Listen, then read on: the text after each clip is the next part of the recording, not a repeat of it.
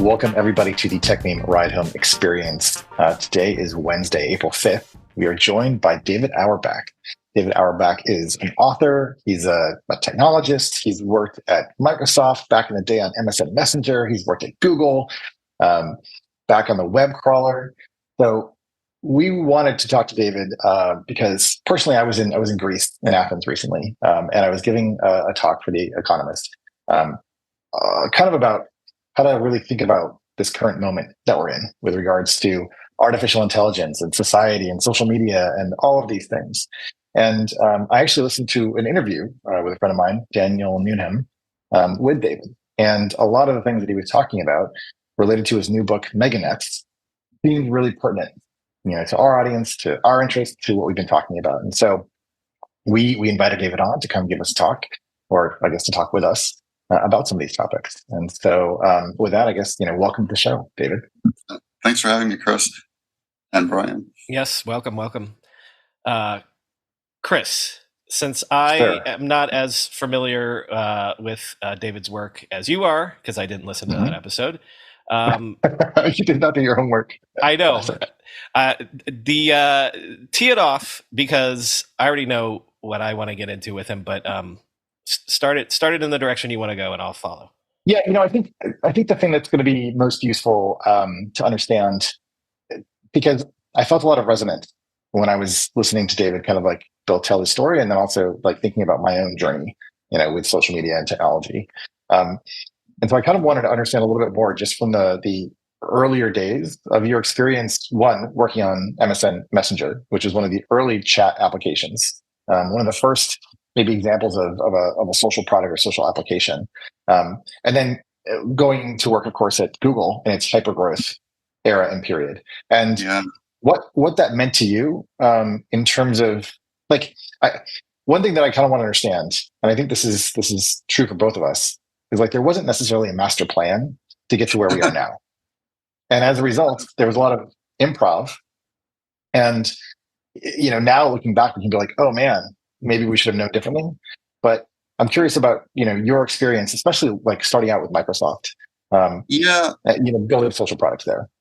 There was no master plan. Well, I mean, or at least any master plan that came up never came to fruition. Microsoft had many master plans back then, and most of them, I worked on a product that was codenamed Hailstorm. Some people might remember it. Microsoft Hailstorm. Yeah, wasn't that really bad?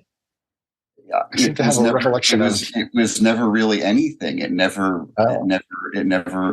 was actually, I think the Microsoft the developers conference, they announced it, but I don't think it ever came to fruition. That's it. You got lucky, Chris, because that's a better answer than him saying, that was my baby. That's the dream I've been trying to return to for 20 years. I mean, the idea, like with a lot of these things, the idea wasn't necessarily terrible, but I don't think Microsoft sort of was in the right mindset to build something like that. They were still effectively client focused. That was what had happened in the 90s, that they decided that they would bring the internet to Windows instead of vice versa. And I was working on the Instant Messenger client, and that was one of the that was one of their successes in the internet realm, but a lot of it was that their user base came from Hotmail, which they'd purchased, and so like that, it wasn't indicative of the longer term strategy. So in effect, Microsoft was still operating as like a boxed software company at that point. That there were companies that weren't, but Microsoft still had this idea of that in some ways everything was going to be based around shipping CDs of this or that, even if the internet was an auxiliary. What about Bill Gates' famous like the road ahead, where he was like talking about the future of the internet? I mean, was that just like hyperbole and marketing speak? I think that let me see, when did that come out? When did the road ahead come out? Because I feel like that was the book was published. 99? No, because at that time, I think the goal was still that Windows would be the heart of it. That yes, of course, everything would be networked, but it would still be Windows connecting you to everything. Ironically, you can see a little of that happening now with Android. With Android, in the fact that Android and iOS effectively are bases for that we're moving away from a content neutral browser and towards apps and locking down. Okay, so here I looked up Hailstorm, and Hailstorm was announced in 2001. Okay, 2001. That sounds right. Yeah, that sounds right. Yeah. It was right after September 11th. That's right. Yeah. Yes. So this is also. Can I jump in? Yeah, go ahead. Hold on. And so what's interesting about Hailstorm was this is a .NET framework, which is, again, sort of, the Microsoft, way of building applications. And it was described as a new breed of platform consisting of a set of XML-based web services and an underlying services architecture. And so, 2001 and how we used to talk about things. But then it goes on to talk about, oh God, what is it? Okay. Hailstorm employs the Passport user authentication system. So identity was even big back then. This is, oh God, what was the old identity format SAML. Anyways, to secure an individual's identity and information, both Passport and the Hailstorm services require affirmative consent and explicit opt-in by the user for the release of any personal information. And it talks about how this starts with a fundamental assumption that the user owns and controls their personal information, so only the user decides with whom they share their information and under what terms. Now, it's so mind-blowing to me to sort of go back and to think about some of these core concepts that were in flight back then, and to think about obviously where we've come and how Zuckerberg and Bill Gates are kind of buddies, and there's a mentoring relationship, and to see how these core ideas of platforms were established back then. I mean, that entire idea of identity was there, and it was key. Is that people are going to have these correlating identities online, and whoever's in charge of adjudicating them and handing them out stands to make a tremendous amount of money. Passport was one of those efforts, and Google was upfront about trying to do it with Plus, Google Plus identity service. And I write in my book Meganets, I talk about how that sort of online identity is happening. It's coalescing. You can see it in India right now with the government Aadhaar program. That as the amount of information we have online multiplies, the wish to coalesce such things does grow. But is it going to be Microsoft or Google adjudicating it? Who is it going to be adjudicating it? I don't know, but there is going to be that drive towards coalescing it. And that does pose certain risks, I think. So yeah, when I made the jump from Microsoft to Google, it was like stepping into another world, because there was nothing was being shipped in a box. This was a truly an internet service, and it was on a scale that Microsoft hadn't come to terms with. I was like, oh, okay, these people really know how to run servers and build out server infrastructure in a far more advanced way, well beyond anything. And Microsoft had to play catch up with at this point. They seem to have done so, but it took them quite a while. But making that jump, it was like, oh, okay, we're stepping from this sort of unidirectional world where you give software to people, and what they do with it, there's bug reports and all, but in effect, they're passive recipients. And that gradually broke down. That Google, at first it was pretty much web content publishers that had the most influence. Their input is actually feeding into how the creation of whatever it is that Google's doing. But it wasn't until you get to the social media age that you start getting that feedback loop to get tighter and tighter and tighter until, in effect, you get basically power is devolving onto the users, and programmers and corporations and governments don't have the same level of control that they used to, because this information is flying around and conditioning and tweaking the parameters of all these algorithms. Not just AI. AI, I think, is the most extreme version of this. But what I saw was the increasing influence that we all collectively had, while none of us individually having a decisive say over it. And that's in the book. That sort of system is what I call a meganet, which is one in which there's a feedback loop between the users and the systems, such that even such that there's no coordinated human organization that can keep up with what uncoordinated human activity is doing And you don't need AI for it to get out of control in that way. AI can exacerbate it because now you're putting it through, a machine learning network that is very opaque in its in its workings. But you have simple recommendation algorithms, or much simpler mechanisms of any sort. You're still going to get to this point that you can't exert any fine-grained control over how the recommendation algorithms, feed algorithms, you name it, are being shaped.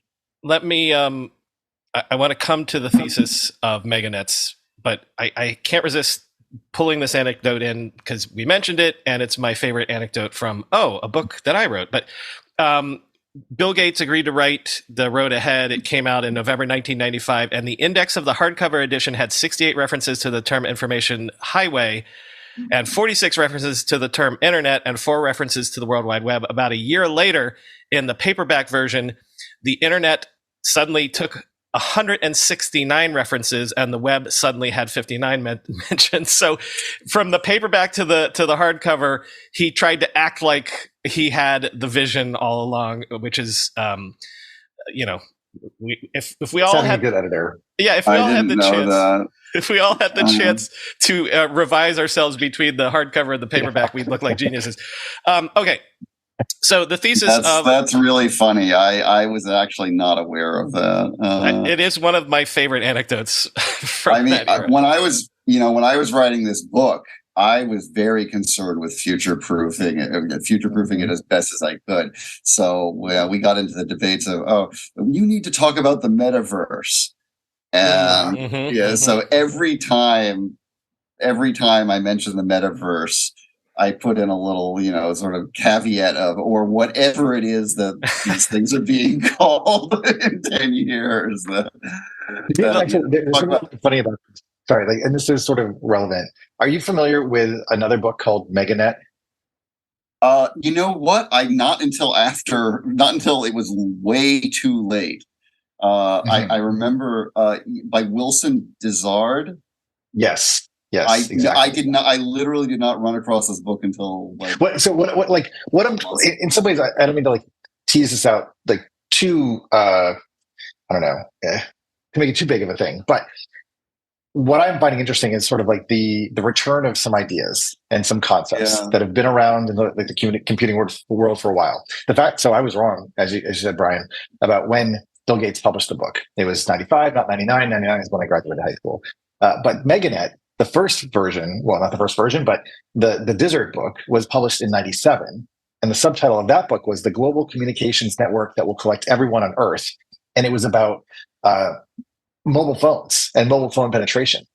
So I find this to be very interesting, right? Because now, 20 some odd years later, you're sort of coming back and in some ways revisiting and building on the observation of what was happening then with just connecting people through cell phones.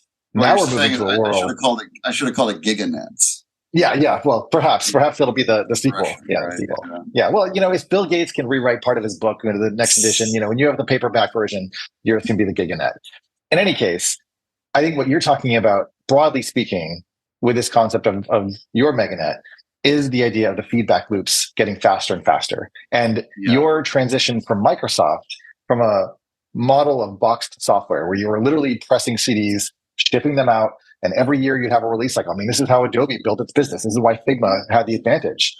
Adobe was still very much predicated on having releases. Whereas when you go to Google, now you're in a world where the code is being updated, hundreds of times a day, where release management is a whole new discipline in terms of cadence. You can go beyond that, because the algorithm, they're auto updating. That's there's new code is being rolled out at discrete but very quick intervals. But moreover, it's not all the weights of the algorithms are changing in response to user feedback. So you literally are, it's Heraclitus. You can't walk in the same river twice.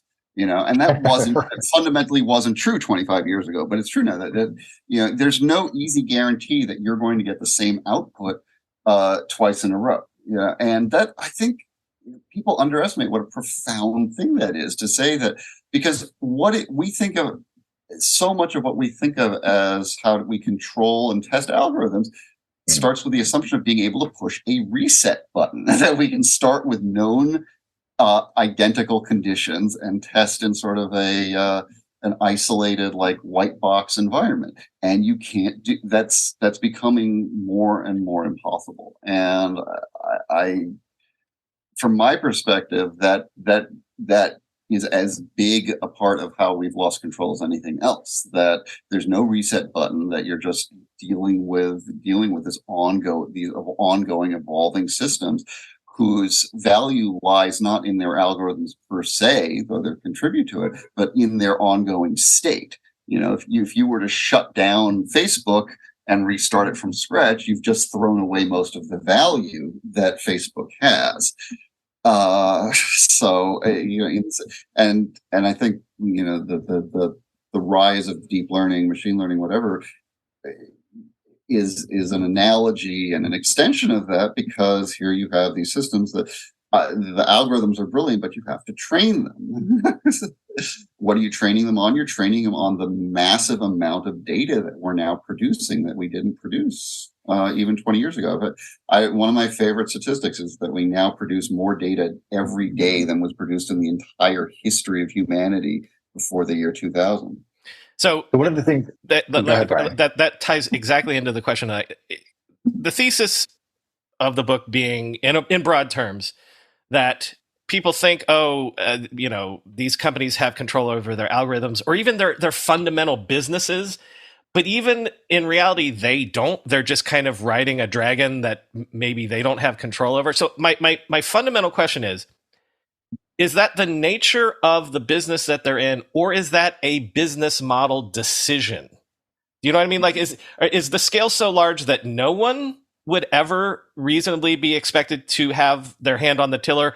Or are they deciding, for whatever reason, maybe monetarily, whatever, to not have more control? Primarily the former. Now, it's not to say that you can't do things. I get into this, that you can do things to try to arrest the degree of the loss of control. Like when Facebook banned all political advertising in the run-up to the 2020 election. Well, that's actually, you aren't going to eliminate misinformation on a case-by-case basis, but did that sort of like broad, fairly content neutral, like coarse-grained intervention, that actually can do something. So if you want to look at it from the perspective of, okay, could Facebook mitigate, sheer chaos? Yes, there are options. However, there is nonetheless a degree of fine-grained control that you're just never going to get, period, simply because the size, speed, and feedback of these systems is just too fast. Sorry. If you want to go in and, literally scan every piece of content that's going through Facebook or Twitter and eliminate the bad stuff for whatever definition of the bad stuff you want, that's not possible. It's not as though, when people are saying, like, stop getting people to be so mean on the internet. No, that's not possible. Now, the companies haven't exactly been upfront in admitting to that, because I think they actually would rather be thought of as greedy than as out of control. But there's stuff they let through that they don't make any appreciable money off of, and it's just vile. And why? That's a loss of control. That's not great. So they could be more honest. And you could also say, okay, well, why don't we just shut everything down? I suppose a company could do. They have that degree of control. That's not going to happen either, I think. But with regard to coarse-grained mechanisms, yeah, they have some degree of control. But the myth that, if only they wanted to, things could be nice and the way we used to remember them, no, that's not happening. We've been talking about how Miro lets you work closely with your team, but let me come at this from a different angle. What about the client, the customer, the end user? What if you could involve all stakeholders in the design process in real time? You've been iterating on the product, but you need feedback from the client. Miro lets you do that easily. Building journey maps helps you turn a good product experience into a great one. On Miro's Infinite Canvas, you can lead discussions about user needs, brainstorm improvements, and improve the consistency of the experience. Conduct customer or user interviews and capture insights on sticky notes. Map the customer experience along touch points, tracking their needs, emotions, and more. Identify problems with your current product or service, and then map out potential solutions. Imagine just how much you could shorten the time to launch if your team and all stakeholders were aligned in real time throughout the entire process. Empower your entire team to take ideas from better to best with Miro. Sign up today at Miro.com/podcast. And if you use that link, your first 3 Miro boards are free forever when you sign up. That's Miro, Miro.com/podcast. Oregon State University is proud to be a sponsor of the Techmeme Ride Home. Ranked as the number 3 best university in the country for solving climate change, Oregon State makes seeking solutions a priority, going the farthest lengths to help the Earth and all living creatures thrive. Their creative minds, research knowledge, and drive inspire them to generate ideas no one else has. Oregon State will never stop doing the hard work. They will continue exploring, creating, and taking action on the issues that matter most to their students and community, and build a better world for future generations. With nearly 200 degree programs, Oregon State has a path to the career and future you always wanted. They've been ranked number 2 in the world for the study of forestry and number 3 in the world for the study of oceanography. And Oregon State's top-ranked eCampus offers 40-plus online degree programs, maximum flexibility, and innovative courses taught by OSU faculty. Discover more at oregonstate.edu. That's oregonstate.edu. One of the things that I thought was pretty interesting was you wrote in 2015 when you were describing machine learning, which, given the timing, I thought was pretty early. And you wrote this for Slate. You wrote, and this sort of was describing the shift from, somewhat like declarative deterministic programming, where you sort of build an app, you press some buttons, like you press the copy button and it copies, and then you press paste and then it pastes. So beautiful. Right? So yes. beautiful. To a world which is somewhat more probabilistic. So you wrote, the question then is, why would one want to generate opaque and unpredictable networks rather than writing strict, effective programs oneself? And the answer, as Pedro Domingos told you, was that complete control over the details of the algorithm doesn't scale, and that there are 3 related aspects to machine learning that mitigate this problem. 1, it uses probabilities rather than the true-false binary. Now, of course, this sort of goes back to your book Bitwise. 2, humans accept a loss of control and precision over the details of the algorithm. And 3, the algorithm is refined and modified through a feedback process.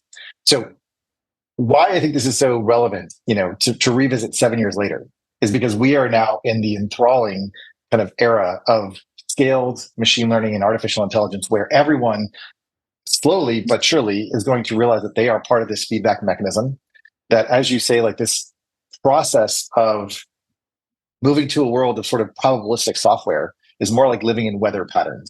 And, what do we have? We have weather people that attempt to predict the weather, and they could be right 50% of the time and keep their jobs.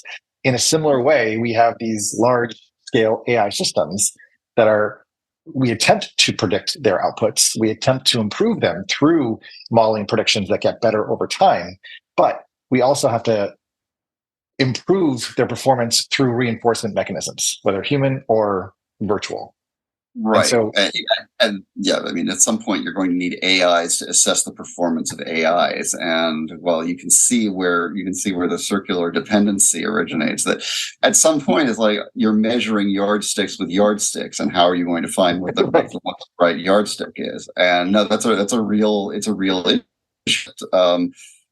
This is why I think all those debates about machine bias and things miss the point a bit, because we're going to have trouble just determining whether something is biased. You can say, how are you going to audit, just even at a black box level? How do you audit the performance? There are definitely ways to do it if in controlled scenarios, but if everything's changing so fast, it's going to be a real problem. I think, but isn't to your commentary about like never stepping into the same river twice?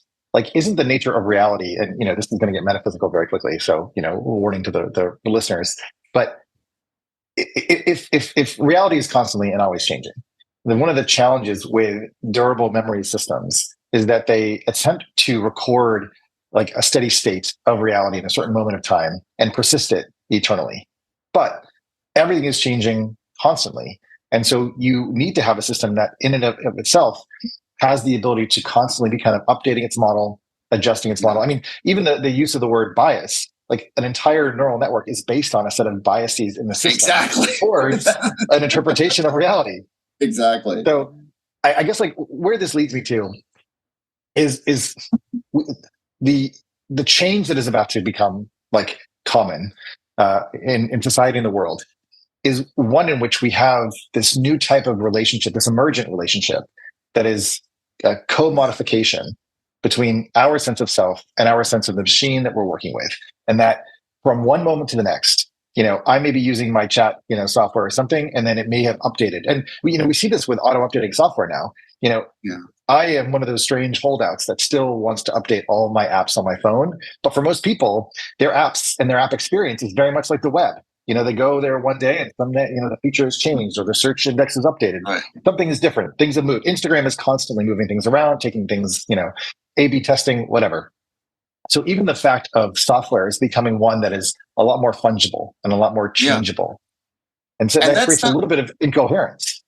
Well, it's funny you bring this up, and that, this was true at Google back 20 years ago with ranking. I didn't work on ranking. Why? Because it was subject to exactly these sorts of feedback probabilistic mechanisms that made it very difficult. I wanted to build something that went from 0 to 100% accuracy.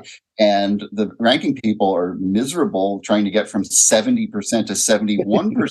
Exactly. And they're having trouble just figuring out whether something's an improvement or not. Those issues were seen in miniature then. Google, I think, was very fortunate in that they hit a gold mine. They hit the gold mine where they had this mechanism, this context in which people would tell them exactly what they were looking for so they could sell ads on exactly what they were looking for. I don't think there's been anything like that since then. I don't think Facebook found it. No one else has found a gold mine Google did on the internet. They found it at the right time and they grabbed it. But even then, how the relevancy of search results, I think, it was about like 70%, but that's okay. You don't need search results to be 70%. So the issue, and they were using machine learning like mechanisms. They were using Bayes nets and things like that. Those AI things were in play, just not at the level that you see them now, and they weren't being used on analog data as you see them now. But those things were in play, and you were seeing this. That loss of control. Also because the webmasters would then change around all their stuff to try to game the engine, and Google would have to go back and change it again. So there was also the users, in terms of the webmasters, shaping how the ranking algorithms worked. But it worked very well for a while, So I think one thing that's important about this observation and this point about the dynamic between search and then webmasters and what became the industry of search engine optimization is the same thing. If you imagine the bazaar, thousands of years ago, where being closest to like the entryway is going to help you have a better business. So in a similar way, someone comes to the market, they're looking for grapes or wine, perhaps. And if you're closer to the entryway, then of course you'll do more business. So what I'm teasing out though is that there is this dynamic in the feedback loops that we're starting with Google. Essentially, there was this back and forth that seemed to be happening where Google would do one thing, and it would there was a whole Panda kind of search algorithm change that affected a bunch of people, et cetera. Webmasters learned how to design their pages to do keyword stuffing. Again, and all these things. Remember, Chris, I'm an entrepreneur who has scars for these words. That's true. So, yes. You were on the battlefield of that era. But my point is though, is that this is kind of evidence of those early meganets like forming. where Yeah. there was kind of a command and response or a And market that's, opportunity, where there were yeah. incentives. And then And those that's, I incentives. covered that, and I cover that in the book exactly, because that was when we see it flaring. And that was when I observed what I thought was, if there was a single assumption, shared false assumption, I think tech companies, programmers, product managers, all of us, we all underestimated the degree of influence that users collectively would have on the system. It wasn't a way, we didn't think of it in those terms. Why would we? It didn't make sense historically. The idea of making something and the users being passive recipients was still there, even though we were now surviving on these industries were based on content provided by the users. And so I think, and I don't think that people even began to have an inkling until the era of social media, because at that point it really starts to get out of control and you start to see actual, side effects. I mean, we had it's so SEOs can be so annoying or whatever, but I think there was always this sense of like, whatever, we'll just, Right. there was no doubt about who was going to win. The SEOs are annoying, but we're in charge. Well, as it turns out, the more of a voice people have, and the faster these systems are working, the more you're giving up control. And I think that is the main fallacy that we all had, because I can't think of anyone that I knew who was talking about user influence, collective user influence in that way. As I said, I mean, I was wary of it. I didn't like just the unpredictability of it. But but at that time, I didn't see it as going so far in this direction. It occurs to me that, again, like, this is, to put it in like historical context. We've been talking about putting software in a shrink wrap box and selling it on a shelf or whatever. But if you think of the 20th century and you create a product like a car, you sell that car to the end user, to borrow that term. And that's kind of it with your relationship with them. I mean, you get feedback in terms of this model year sold better than that model year or whatever. Like, the fact that in a digital economy, there is no sell it and it's done. And we were talking about like iterating different versions and such like that. But also, like, that's part of the nature of selling a digital product, is that you have all of this feedback, so that it's almost like, as the producer of the product, you're overwhelmed by what you're learning about how it's used as well. Like, yeah, I mean, you become followers as much as leaders. And I think this is true across the board. I think that, if you look at, I think Elon Musk has maintained influence in part because he actually jumps on currents that are already in play, and that we see that names become figureheads. I mean, albeit very rich and powerful figureheads, but that someone can just become the voice and figurehead of what is actually a more decentralized, or at least leaderless movement, because you've got systems that are grouping similar people together who share similar interests, who can then exert themselves in a coordinated way that wasn't possible before. And this can happen organically without anyone like driving it, because all you need to do is to say, okay, look, give people more of what they want and introduce them to other people who want the same things. And that by itself is enough to sort of start the ball rolling. You want another fun anecdote, which you may or may not be aware, but when I had Matt Cutts on the Internet History Podcast, he said that one of the ways that they got intelligence from the SEOs is they would go to the SEO conferences and be very friendly and take them out for drinks or whatever. And he was like, after a few drinks, they would just tell you. They would just tell you what they're doing. Like, Matt's a great guy. I didn't know him well, but he had a fairly thankless job and did it really, really well. Yeah. I don't know where he is now, actually. I think at least 3 or 4 years ago. Yeah. Yeah. Sorry? I think that's right. Matt worked for, the White House. Really? Yeah, he was the current head of the USDS, and that was as of 2018. Yeah, He was U.S. Digital Interesting. Service. Yeah. Oh, that's really interesting. Yes. I had no idea. Well, he was. I mean, he was really the point person on that thing, and he did an amazing job. He was really the crux of it. Yeah, he handled a lot of people getting very upset with him on a regular basis. You know.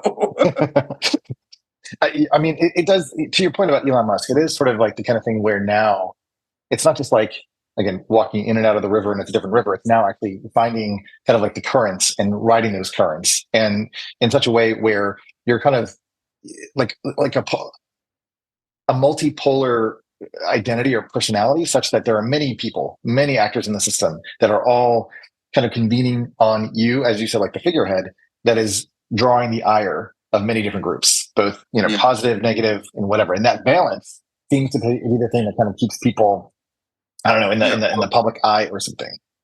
Or another example was, the GameStop stonk guy. Yeah, exactly. His name. Do you remember his name? He testified in front of remember his name. Congress. But Yeah. it seemed very clear he wasn't some mastermind. He happened to basically be in this right place at the right time and was a visible person talking about GameStop. But he, in effect, was representing a disparate group of people. He wasn't some, demagogue who was hyping people up. He was one more YouTube celeb. And where has he gone? I don't know. These people they rise and they. I could be wrong, but I believe he's suing Reddit because they. Yes, they shut it down, right, or something. Like that. But anyway, Really? that could be wrong. Yeah. Listen, I do a daily news show, so I can't remember. Yeah, a lot what of he talked comes about. across your turntum. Yeah, 3 hours ago. But can I jump in real quick, and then Chris, back to you. One of the other things that I think you get into is this idea that, what Facebook and Google need to do is just take all the misinformation and the bad stuff out, and then that'll fix everything. And especially as AI is coming, I'm curious your thoughts on that. To me, sounds like absolutely the horses are out of the barn. Should we be thinking about not finding ways for average users or most users to never see anything false or bad or whatever, but find a way to identify what they're seeing for what it is, XYZ. I'm sorry, I'm rambling. So go ahead and let me know your thoughts. Yeah, I mean, my sense is that even identifying it is tricky enough, and that because unless there's something that you can get, 95% agreement on, and there's not a lot of that these days, then you're always going to have. It's very difficult to locate where that authority should lie. If it's in private companies, I don't think private companies even want that. It's nothing but a headache for them. If it's the government, well, they have tons of restrictions on exactly how they can adjudicate this themselves. The problem is that the myth of, the Section 230 of the Communication Decency Act is that there aren't any of these networks that are truly unfiltered anymore. Everybody's exerting some control. And you saw that at the Supreme Court hearings earlier this year, where it seemed like the justices were genuinely torn because they recognized that these weren't sort of just neutral carriers in the way that, say, a phone network was. But at the same time, they did seem to recognize, wait, how on earth are you going to make Google responsible for everything that's on their network? What the heck? They literally can't do it. So they're confronting. I think you're going to be confronting a lot of these problems legally because there's going to be basically total pressure not to accrue any liability to any company of a big size. They want to devolve responsibility onto individual users. But unfortunately, since individual users don't control the distribution of what they say, it becomes a paradox. So that's why my suggestion is to say, look, you're not going. It's just going to be whack-a-mole, no matter what. If you want to address it, you're going to have to look at just things like basically slowing down viral spread of everything, not of specific types of content, because identifying specific types of content in ways that a supermajority of the population won't find objectionable or wrongheaded is not feasible. Now there are exceptions. If there's some huge earthquake, no one's going to hopefully not too many people are going to dispute that. So, the rawest of urgent news, you can still sort of prioritize in that way. So wait, else. So what you're describing is people have pejoratively called shadow banning, but you're not saying shadow banning for specific things. You're almost saying turning the temperature down on the virality of everything. Yeah, well, I would say don't shadow, because, well, if you shadow ban everyone, then nobody's shadow banned, right? Right. So what I would say is, effectively, the louder something gets, make it quieter, introduce some negative feedback, and break up homogeneous groupings. In other words, there's this assumption that you should give people what they want. And so all these algorithms are designed to give people things that stoke engagements, things that get what they want. That in itself is a lot more problematic than people seem to think, because giving people what they want is not always the greatest idea. And it's just, that was a way to sort of kick the can down the road. Well, we're not going to decide what you want. We're just going to give what you want.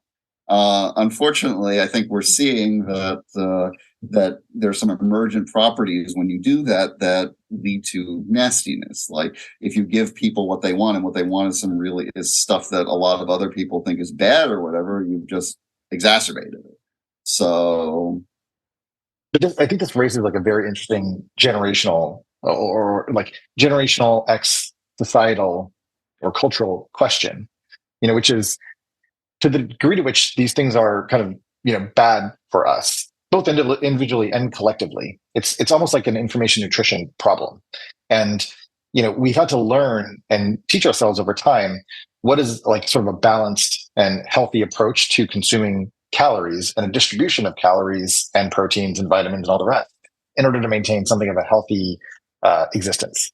In a similar way, I think the question of like digital health or God, what was the word I used? Anyways, something along those lines. Hygiene. Hygiene. Thank you. Yes, I call it data hygiene. There is a question as to the degree to which we need to teach people about these systems, about how they are affected by these systems, and also how they affect the systems themselves. And yet, I guess, and I'm curious if you touched on this in the book, like, what are interventions that could actually happen at scale where you change the fitness function of humanity to be handling or to be living within the meganets? That's the last chapter of the book, which is what you can do. Okay, great. That is because I think that these meganets you can't educate people enough, because it's like educating people to recycle and use less fuel. It's not, and doesn't make enough of an impact. You need some sort. But it's got to be a both ands. I mean, because we now this is the first 2023 will be the first year that people are able to use something like ChatGPT in all aspects of their educational experience.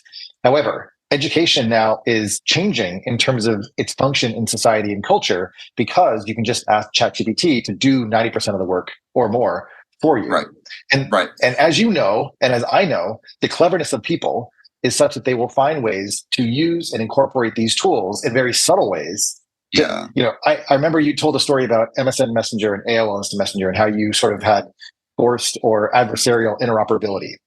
Yeah. That is an example of the type of cleverness that humans will invent to get around what other types of censorship or kind of prohibitions that may be invented. I mean, prohibition itself was something that people found their way around. So what, like, in your view, how do we prepare people to like be able to take advantage of these tools while not also usurping, to use your word, their own sense of self-sovereignty?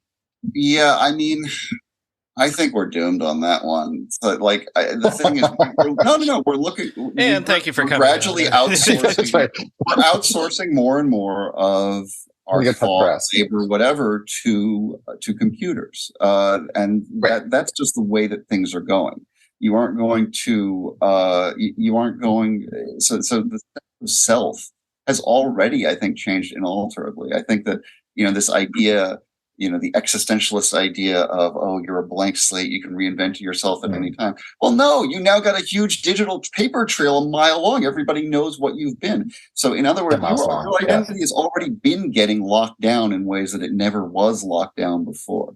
So I think we are looking at a fundamental change of identity. I think we're looking at an identity that's much more quantified. People are defining themselves much more with labels upon labels upon labels.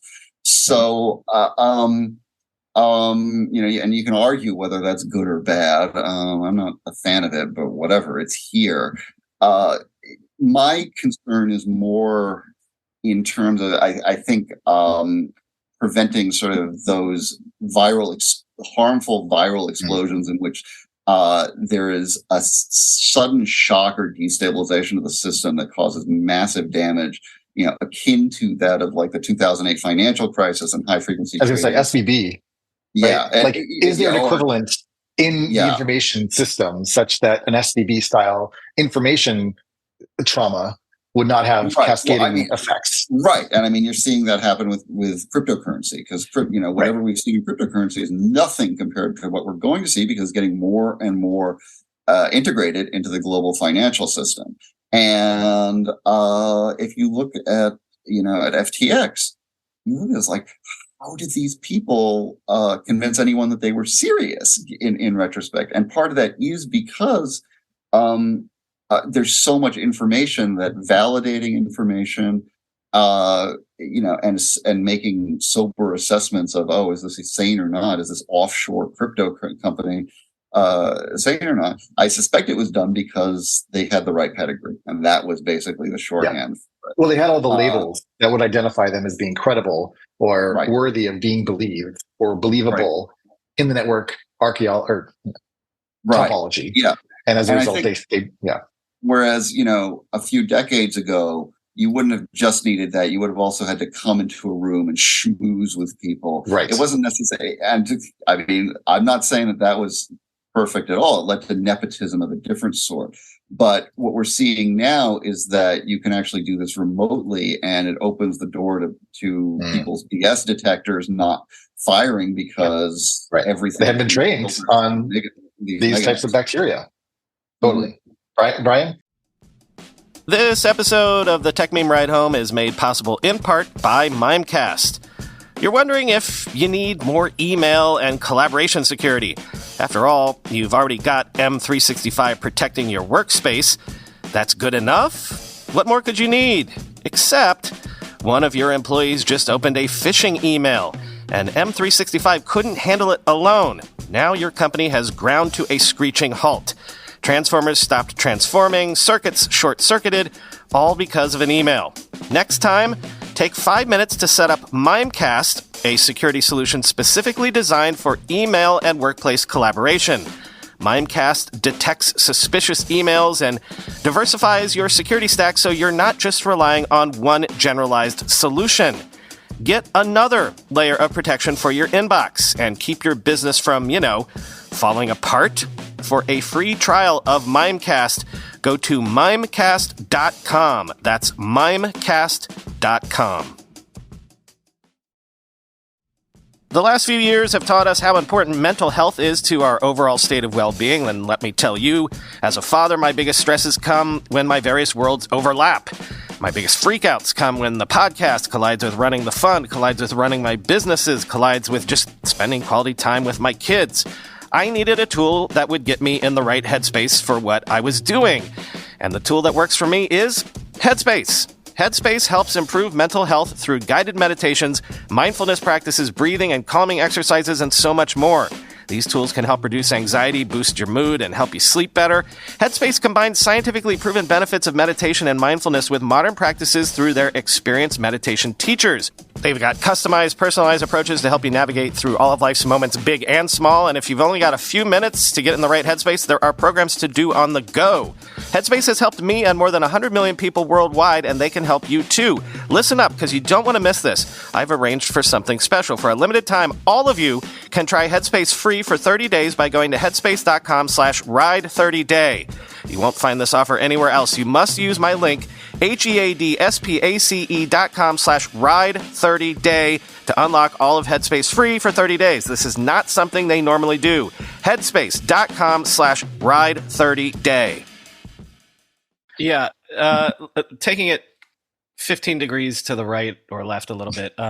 We have thousands of listeners that work at big tech companies, tech platforms, that I don't think any of them will be surprised at your assertion that no one's really in control.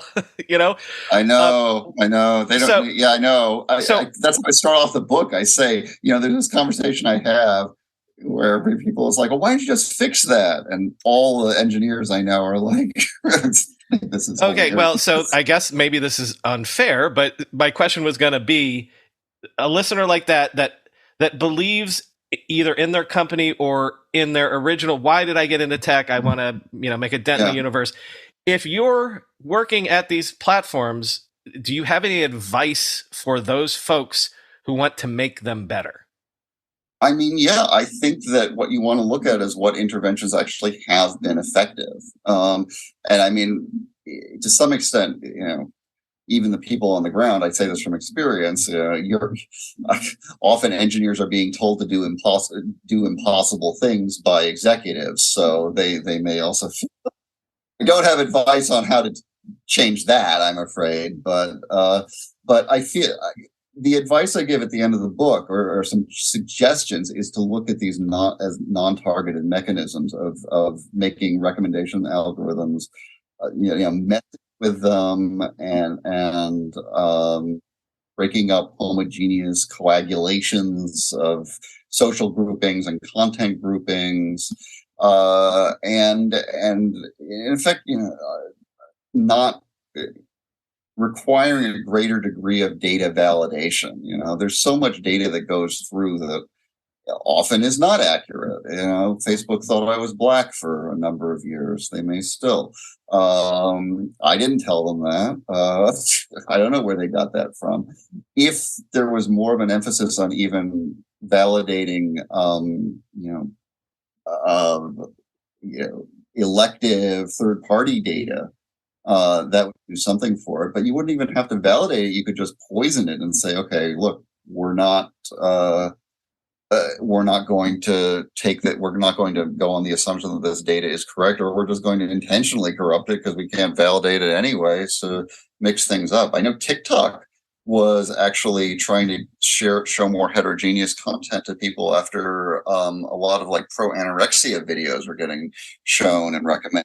That's the sort of thing that I think can work, is that you're not looking at stamping that stuff out. You just don't want you just want people to be taken out of a sort of a narrative bunker in which everything they see has the same set of shared assumptions. So you're kind of talking about sort of introducing some decay, perhaps, into the system, some way to get people out of their kind of information cul-de-sac. I think that will help a lot. Yeah, along with the sort of the negative feedback mechanisms to decrease viral spread and prevent anything from blowing up too big too quickly. Yeah. I mean, one of the things that experimenting with those sorts of what I would suggest to people who are work at these companies. I mean, the thing is, these companies themselves are frequently huge entities, so the will to do so, it often has to come from even one company isn't enough. You need to you need to get coordination between multiple companies to agree to do things. That could happen. So in effect, I guess even simpler than that, I would say start thinking about things from a more systematic perspective rather than looking at individual actors, because the individual actors, you can't shape them that much. I remember someone suggesting many years ago, shaming people on Twitter with pop-ups to like prevent them from acting too negative. And I was like, yeah, sure, that'll work. They have that. It did show that there was some. It's one of those sort of like it's not attunement, but it's like eventually you become sort of inured to them, and like if you want to call someone a fuckwit, like you will, and it's just like too bad. Yeah, like I get them sometimes, and I'm like, no, actually, that's what I really want to say. Yeah, or you express yourself in ways that don't trigger it. I mean, it's like China's been trying to do this for a long time, and with varying success. So one thing, the thing is that it's like I think I quote this in the book. My favorite headline, this was from 2016, was "It's time for the elites to rise up against the ignorant masses." It's like the mere fact that you have to write an article and publish it with that title shows that it's not going to happen. One thing that I want to bring up as we wrap here is, you wrote about Wittgenstein, and I don't think we've ever brought up Wittgenstein on this podcast before. And I will admit that's where the yardstick analogy is from, actually. Oh, so I actually already brought him up. Yeah.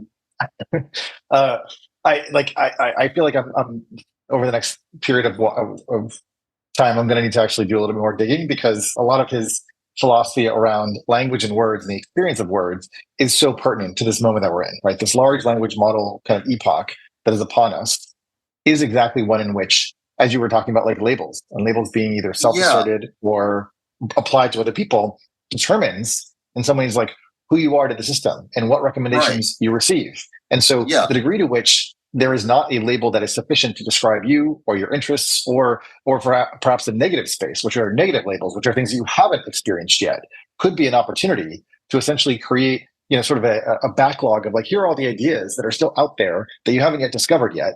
And, right? Like it's sort of like negative space recommendation system. Well, I think we all go around assuming, with this idea that things are more that our language, linguistic expression, even our concepts are more grounded than they actually are. And if you look back at the history, concepts evolve at an incredible rate. As we started, Bill Gates was like, "Oh, that's not the words I really mean. I mean these words over here." Yeah, exactly. Yeah. I was walking by a house, an apartment complex yesterday, and I was like, it was weird. And turns out that it used to be a hospital, but it looked like a little like fortress with circular, like a bunch of circular cylinders connected together. And I looked it up, and it's like, it was created because at the time the thinking was that corners spread disease. So that's why they had these round. No, this is really the reason. I was like, I believe it. Yeah. That's why they've got these round cylindrical things. I was like, so there's so much that will get revised going forward, and we're expecting machines to grasp and track that evolution.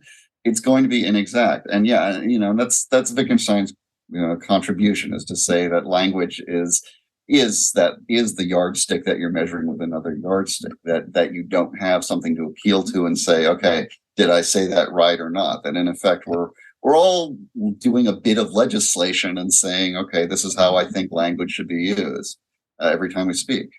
And now we're doing that. We're telling that to ChatGPT, right? And by speaking, ChatGPT is legislating to us as well. And that's the. I think the thing, just again to like close this out, one of the things that really stood out to me, and why I think the concept of meganets appealed to me was, of course, with my relationship to the hashtag, it has created kind of flocking behavior within people, where previously, like, there weren't, words that existed that captured a certain, idea or experience, and that upon sort of like the invention in the flow of language, whether it's like hashtag Me Too or hashtag Black Lives Matter. These were words that didn't have purchase previously. And then through these feedback mechanisms and the speed of those feedback mechanisms, now you can have broad participation by a set of people that previously perhaps were not franchised. And so, exactly. They act as attractors. Yeah, absolutely. Exactly. And I mean, so this is my own philosophical bias, which is that I don't think language works the same online as it does in person. That I think there's something fundamentally different about talking to people in that sort of disconnected way, as opposed to speaking to them in an embodied world. Because basically, you're taking away that much more grounding of I'm pointing to this and we're speaking the same language. And I think the way that gets compensated for is that you fold yourself into a micro community that speaks the same language, and these terms become identified. It's not just the terms with which you identify yourself; it's also a whole vocabulary. If you're talking about wokeness, that's very different than if you're talking about intersectionality. The mere use of those terms is enough to continue. It's inclusive or exclusive. Well, it's also it's interesting because everyone's like, well, you would never say that to me if I was in front of you, but you'll comment and say terrible things to me on my YouTube post or whatever. But what you're saying is like the actual functionality of the language is different. I think so. Yeah, I think that if you look at it, like it can't make meaning in the way that it does in real life, or at least it does so. It's much more like with memification and like the shorthand that is how not to use memes, but like that's almost a grammar that is not used. It's used like we quote from movie lines and stuff to each other in person at a bar watching the football game or whatever, but it's not used as much as it is online for that. Yeah. So a way to think about like language as an operating system is like there's a bootstrapping method by which you kind of arrive at saying what is the sort of assumptions or primitives or I guess like language modules that we can take for granted. And memes from movies only work if you are in the same operating system culture because you've seen the same movies, right? When there are memes that are from Indian culture, Japanese culture, they don't make any sense to me because I haven't seen the movies and I have no idea what they're talking about. So that vernacular is lost on me because I'm in the wrong operating system. Yeah, and now you're getting, and I think the thing is that there's no overriding mass culture to the extent that there was 40 years ago, even when I was growing up. No one watches